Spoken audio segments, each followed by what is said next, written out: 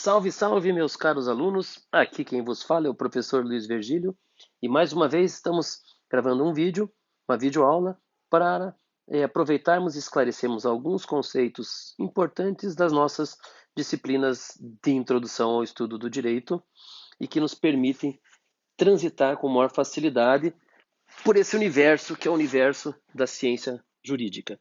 Hoje, o nosso tema que vamos abordar é o tema das fontes do direito. Nós já tivemos oportunidade de estudarmos aí o conceito de ação humana, o conceito de poder, o conceito de direito. Já avançamos nas distinções fundamentais e básicas para que possamos compreender a ciência do direito, distinções que traçaram aí do direito natural, do direito positivo, do direito objetivo, do direito subjetivo, do direito público, do direito privado, dando destaque a esses elementos que nos permitem aí nos aproximar cada vez mais da realidade jurídica. Hoje, avançando nessas distinções, nós vamos buscar aqui um tema que é bastante importante, o tema que nós vamos tratar das fontes do direito. O que nós queremos dizer com fontes? A ideia de onde vem, onde nós vamos buscar o direito. Basicamente aqui, o direito objetivo, ou o direito positivado. De onde nós vamos desculpe, não o direito positivado, o direito objetivo. O direito enquanto previsão normativa e que é capaz de ser aplicado. Essas fontes, nós vamos tratar aqui das fontes tanto imediatas, as primeiras que buscamos, aquelas que nos dão a primeira resposta, como as fontes mediatas, aquelas que nós faremos uso no momento em que as fontes imediatas, por alguma razão, não possam ser utilizadas. Antes de tudo, e como sempre, vamos dar uma concepção geral do que nós entendemos por fontes do direito. E aqui emprestamos a ideia de fontes do direito do professor Miguel Reale, livro já indicado e que está disponível para todos os alunos com link no Moodle. O professor Miguel Reale diz que fonte do direito, as fontes são processos ou são meios em virtude dos quais as regras jurídicas se positivam. Primeiro, importante aí. Então, veja, são os processos ou são os meios pelos quais as regras jurídicas, as normas, se positivam. Positivo nós já vimos. Se positivo é tomam como postas, se colocam à aplicação, com legítima força obrigatória. Isso é importantíssimo. Se você não tem força obrigatória, não tem impositividade na norma jurídica, nós não estamos falando de uma norma que tem aplicação a todos e, portanto, não é uma norma que vai servir como fonte do direito. Então, veja, se positivam com legítima força obrigatória, isto é, com vigência e com eficácia. Elas podem ser aplicadas e elas surtem efeitos no contexto de um ordenamento jurídico. Os conceitos de vigência e eficácia nós vamos aprofundar mais em outras videoaulas. Mas é importante perceber aqui que fonte vai ser aquilo que dará ao direito a capacidade de ser exercido, de ser aplicado. Neste sentido, nós conseguimos aí antecipar 4 espaços ou 4 formas que o professor Miguel Reale vai dizer que, na verdade, chegam a ser propriamente formas, quer dizer, que enquadram, que delimitam, que moldam o surgimento possível de uma norma jurídica vigente, válida e eficaz. Esses contextos se dariam dentro de um processo legislativo, dentro de um processo judiciário, dentro de um processo social e dentro de um processo negocial. Interessante perceber aqui, e vai ficar mais claro na hora que nós avançarmos para cada uma dessas fontes, que nós estamos tratando aqui dos aspectos da realidade na qual o direito e a sociedade estão inseridos. Quer dizer, um poder de legislar, um poder de julgar, atributos inerentes a qualquer organização social, ao Estado. Um poder social, um poder que legitime e fundamenta esse próprio exercício do poder estatal, e um poder negocial, um poder da vontade, um poder da autonomia do indivíduo. E aí nós temos inclusive uma hierarquia dos bens e dos valores em sociedade. Há que se preservar o indivíduo, há que se preservar o conjunto desses indivíduos, a sociedade, e a organização por esses indivíduos em sociedade que é desenvolvida. Então, essas 4 fontes seriam fontes do sentido geral ou genérico do direito. Se estudamos a primeira delas, fontes, e pensamos no processo legislativo, ou seja, no ato principal e típico do poder legislativo, do poder legislar, do poder de criar leis, nós estamos falando aqui de uma fonte estatal. Quer dizer, quem exerce o poder legislativo? O poder legislativo é um dos poderes do Estado. Então, o Estado atua por três poderes: de julgar, de administrar, executar e de legislar. Então, a fonte principal que nós estamos aqui é uma fonte estatal. Uma fonte estatal que é imediata. O que isso que significa dizer? É que é importante. Imediata significa dizer que ela tem aplicação direta, que ela é a primeira fonte em que vamos buscar. Se nós temos uma situação fática qualquer e precisamos saber qual é a estrutura normativa que é aplicada sobre esta situação fática, nós buscamos sempre um ato do processo legislativo, um ato do poder legislativo. Como um conceito geral, uma lei. Se existe uma lei que disciplina e que é aplicável àquele fato, nós utilizaremos esta fonte, a fonte imediata.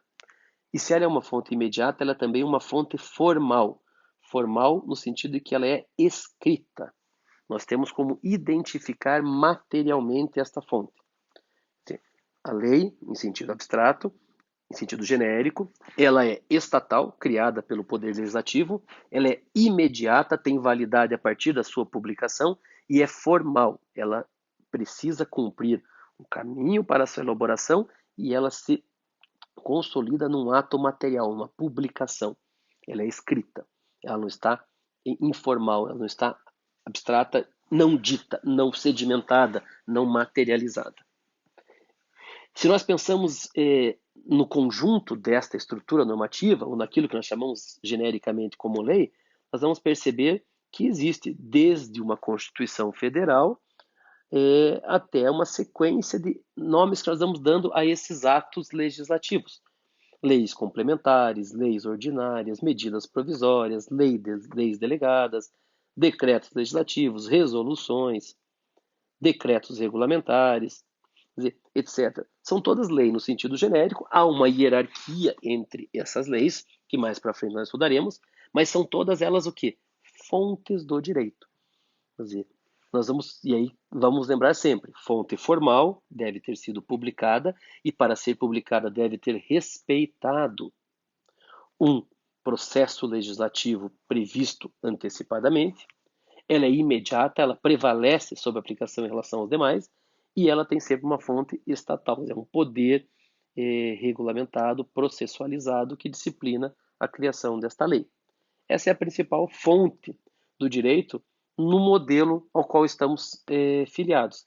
Esse modelo continental europeu, o modelo da civil law, o modelo brasileiro, tem sempre como prática e preferência, fonte preferencial, a fonte legislativa. Segunda dimensão das fontes do direito é aquela que se emana da jurisdição. A jurisdição, o que é a jurisdição? É a capacidade de dizer o direito. Então, o Poder Judiciário é o órgão responsável por dizer, aplicar o direito. E, nesse sentido, ele vai atuar como uma fonte mediata. Mediata por quê? Porque ele vai dizer o direito a partir da fonte imediata, a partir da lei.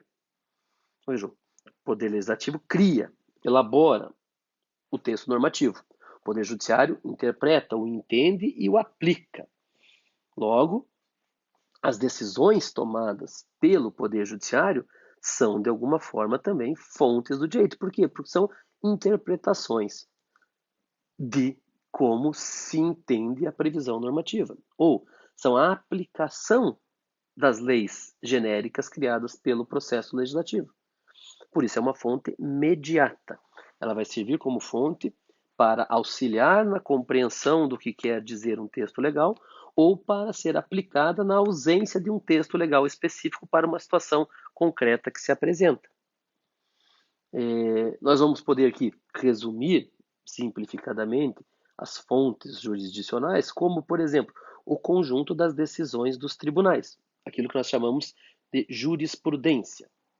Vocês lembram de uma videoaula anterior que jurisprudência também quer significar o conjunto da ciência do direito, da disciplina que estuda o direito. Aqui não. Jurisprudência aqui quer significar o conjunto das decisões dos tribunais. Na medida em que os tribunais vão consolidando o seu entendimento sobre determinado assunto, eles vão repetindo decisões com o mesmo entendimento. Em algum momento, essas decisões se consolidam. E há um entendimento que é pacificado, vamos dizer assim. Pacificado no sentido de que ele é concorde pelos membros do Poder Judiciário, dos tribunais daquele momento. E isso vai gerar uma jurisprudência, quer dizer, uma sinalização de como os tribunais costumam decidir em casos similares. E isso serve como fonte do direito? Evidentemente. Serve por quê? Porque você vai entender não só a lei genérica, mas como os tribunais a entendem e a estão aplicando. É importante destacar que essa jurisprudência não tem força vinculante. O que significa isso? Não gera obrigatoriedade de seguimento. Uma lei, uma vez publicada e até ser revogada, ela é obrigatória. Todos devem seguir. Uma decisão tomada por um tribunal é um indicador, mas o próprio tribunal pode vir a entender de forma distinta em outro momento. Ou um juiz singular, um juiz individual, pode entender diferente do que aquele conjunto de magistrados em tribunal entendeu por um momento. Então, a jurisprudência não carrega em si uma força vinculante. Nós vamos ver que há algumas decisões de alguns tribunais superiores que possuem este atributo da vinculação. Mas isso é uma questão para mais um vídeo-aula distinta. O que é importante perceber aqui é que nós estamos falando de um ato natural, de uma função natural do Poder Judiciário, de interpretar e aplicar a lei. E aqui fica evidente e claro a fonte imediata da decisão judicial em relação à fonte imediata da lei. Quer dizer, a lei é o suporte, é o fundamento para a decisão. Não estamos falando aqui de ativismo judicial, que é quando o Poder Judiciário toma o lugar do Poder Legislativo e passa a legislar através de decisões judiciais. Por meio de decisões judiciais, passa a legislar e criar determinações normativas que são obrigatórias a todos, sem ter competência para tanto, ferindo, evidentemente, a separação dos poderes. O Poder Judiciário deve interpretar e aplicar a legislação criada pelo Poder Legislativo. Então, não estamos falando aqui de ativismo judicial, sob nenhuma hipótese. Uma terceira esfera de fontes é a fonte dos usos e costumes, é o nome mais consolidado e mais estabelecido nos tempos. Que seriam usos e costumes? Seriam práticas realizadas em sociedade e que se mantêm repetidas e, inclusive, de uma forma assim, diríamos, inconsciente. Elas são repetidas por tradição, por costume, por uma prática que você não consegue identificar a origem. Sempre se fez dessa forma. E esses usos e costumes, evidentemente, vão ser fontes do direito. Vou dar um exemplo bem claro aqui de usos e costumes. O cheque pré-datado. O cheque pré-datado não tem previsão legal. Um cheque sempre foi um título de crédito com ordem de pagamento à vista. Esta é a previsão legal. A lei diz que todo cheque é um título de crédito com ordem de pagamento à vista. Ou seja, o indivíduo portador do cheque vai ao banco e desconta o cheque e recebe o valor ali fixado nesse título de crédito. Desenvolveu-se por prática costumeira em sociedade pré-datar um cheque. Você coloca um cheque com uma data de vencimento futura e a outra parte que recebia o cheque aguardava aquele momento para descontar. É uma prática que se consolidou através de costumes, de uso social. Quer dizer, é um poder social que está interferindo aqui. A prática ou costume exercido em sociedade como fonte do direito. No momento em que isso se consolida, você pode utilizar este costume ou esta prática como elemento de impositividade para exigir uma conduta ou uma decisão judicial. Sobre um aspecto, a própria doutrina pode ser entendida como uma fonte de poder social. Doutrina é o conjunto da obra escrita por estudiosos de uma área. Quer dizer, os doutrinadores, os estudiosos do direito pesquisam e escrevem, publicam livros e artigos comentando decisões, trabalhando conceitos, explicando conceitos normativos, e isso passa de alguma forma a influenciar a, a decisão de determinados magistrados, a interpretação que um tribunal faz do direito, o mesmo o legislador que vai buscar nesses doutrinadores o referencial para criar a lei. Esse conjunto dos estudos existentes, que nós chamamos de doutrina, essa doutrina também atua como uma fonte do direito, uma fonte que é mediata, uma fonte que vai fazer o auxílio na compreensão do que um texto normativo quis dizer. E, por fim, nós temos uma fonte que seria do aspecto negocial. O que nós queremos dizer com poder negocial? É o poder derivado da vontade humana, da autonomia que cada indivíduo possui sobre si mesmo. E isto aqui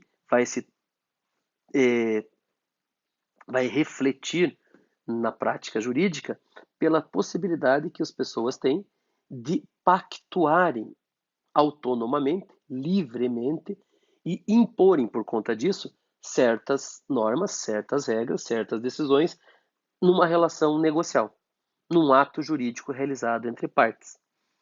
Quer dizer, o indivíduo pode, ele não tem uma previsão normativa que o obrigue, mas ele se obriga voluntariamente quando pactua, quando faz um contrato, quando faz um negócio jurídico com outro indivíduo.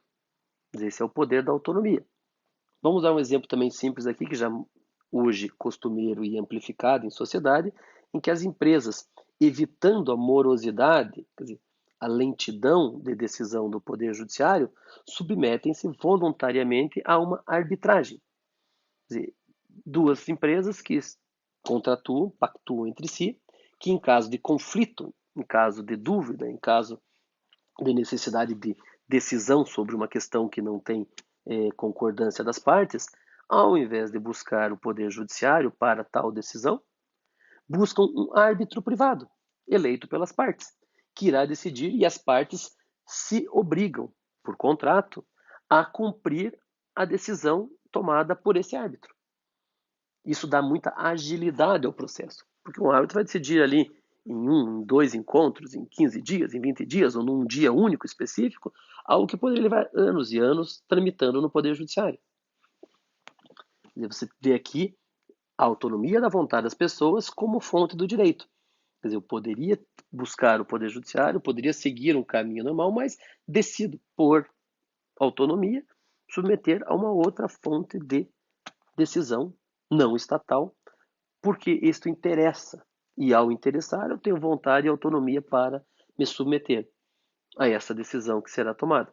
Ou mesmo uma etapa de negociação. Aqui você tem uma fonte do direito, que é uma fonte daí fundada, calcada na autonomia que os indivíduos possuem.